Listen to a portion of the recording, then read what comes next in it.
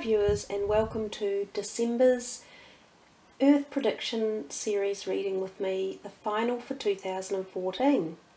So thanks for following along during the year and for the previous years, all of you who have followed. I really enjoy your comments and your input and your insight as well, as this has been a journey of exploration for all of us. So we'll take a look at the cards that have come out, and we see in front of us there the Tower card for the first one for the reading. I often think immediately of houses sitting up high on land, so sometimes this gives me the feeling of flooding, or because this looks like a castle, so you think of castles have moats, so then we think of water around the properties or the houses. So I do sometimes get the feeling of flooding issues with houses when this card turns up. I also get the feeling, because it reminds me of the older part of Europe, you know, old stone castles, and for some reason I often think of Italy or around that area, Italy or France, and sometimes there's something that crops up there which can be weather related or quake related. So we'll keep our eyes on that one and see if Italy pops up on the international podium for one reason or another. Usually more geographically or weather related issues as opposed to people energies. The Tower can also just mean quaking in general, so we see buildings shaking, so I still think December there could be a few quakes around. Now the next card that arrived was the Home card, and I live in New Zealand, and the Home card to me represents the energies of my home or my part of the planet. So I often feel this card associates itself with New Zealand and our close neighbours, of which are Australia and the South Pacific Islands, including the likes of Fiji, Samoa, Niue, New Caledonia, Vanuatu. So all of those potential areas feel as though they're related to the Home card, and quite often it can be energies to do with, well, we see for a start, we see a fire there. So there can be issues around fires in any of these areas. I also often feel, because we are a very quakish nation ourselves here in New Zealand, we sit on the ring of fire, so we have quite an active earthquake zone. I do think of quakes. Now, as it so happens in December, there is quite a strong planetary lineup for the period of the month, and one in particular that seems to resonate somehow with New Zealand is the Earth, Sun and Mercury alignment. Now that's actually due on December the 8th. And when this alignment has occurred in the past, there have been some relatively large quakes in New Zealand. So there's a possibility we could see a quake here. And I sort of vaguely took a bit of a look into it, and it could be around a 6, and it might be not shallow but not really deep. So it could feel like a strong quake if we get one. Bear in mind, that's just if we get one. And it could be in the South Island. And it might be around about the 12th of December. And it could be during the day. But anyhow, that aside, sometimes you get those quakes anyhow and there's very little damage. It's just you feel the shaking and you know it's around. That's one of the messages in the card. And the other one is we see animals here. So we can also see yet again more animal connections for the month of December. We had so many strange animal die-offs in November, along with the culling of hundreds of thousands of birds due to a bird flu that had been picked up through the UK and Europe.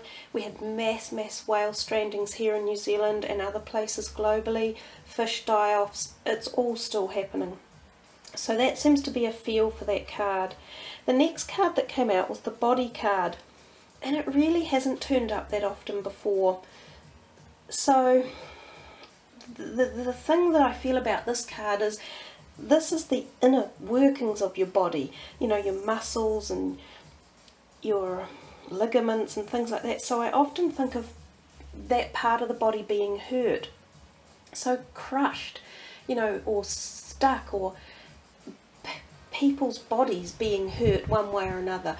So there could be some sort of global event where there's a number of people who suffer a consequence that ends up with this result. And you could think of things like avalanches could create that, mudslides, rock slides, quakes, any of those sort of things could create that. Crashes, even car crashes, and being impacted in something like a train or a bus. So because the card has never really turned up, I haven't spent a lot of time focusing on its energies. The next card that arrived was the Sun, and we see the Sun as being sometimes related up in the harvest period, which is sort of up in the northern hemisphere, even though we are actually moving into winter up there and summer down here for the month of December. There is a feeling of harvest, so sometimes crops can be affected in this card when the energy comes. And we definitely look at the Sun, so we may see some strong solar activity, whether it's CMEs, ejection, filament activity, and also planet lineup. That's the energies that the card suggests.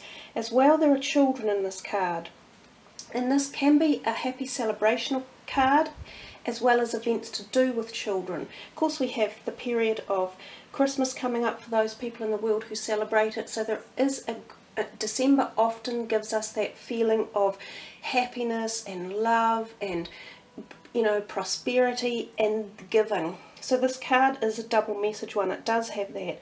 But I do think of the Sun and how much he plays a part in what happens to us all on our planet. So planet lineups, the Sun, things to do with space. And the last card that turned up was the Beast card. And he has been around quite a lot this year. We think of volcanic activity, underground, like eruptions, fiery stuff underground. I often think of communist activity like in North Korea, leaders or politicians or leaders of countries that aren't particularly well liked sort of rearing up a little bit, causing a bit of activity. Definitely mountainous activity here, so whether or not it's volcanoes going off, erupting, or some sort of underground volcanic activity that we're unaware of, mountainous issues, and the feeling of being trapped. So given that it's the end of the year, I just thought I would pull one of the normal tarot cards out to see what the general feeling was overall for the month. And this card arrived, which is the Moon, and I found that quite interesting given how much I've just talked about planetary lineups and how I feel as if they're going to play a part for us in the season, in the month of December. And we see here again there's the Moon giving off quite strong energies, vibrations. We see animals and we see water. So I think it is a month that's going to be quite dominated by the events and cycles of activity that happen in our entire solar system and galaxy that actually push us and direct what happens here for us on Earth. And of course the Moon I think of as new cycles too, so we're coming into the new cycle for January for 2015, and we'll say goodbye to the energy of 2014, which has been a year of 7 vibrational energy, and we move into that energy and vibration of the number 8 for next year, which is quite a more upbeat manifestation type number. So everyone, thanks very much for listening. I hope you've all enjoyed the series of Earth predictions that we do together, and as I say, I love your comments. Keep them coming, and all your suggestions and your insight. Take care all, have a wonderful December and holidays if you celebrate holidays over this time. And thanks for watching. Much aroha.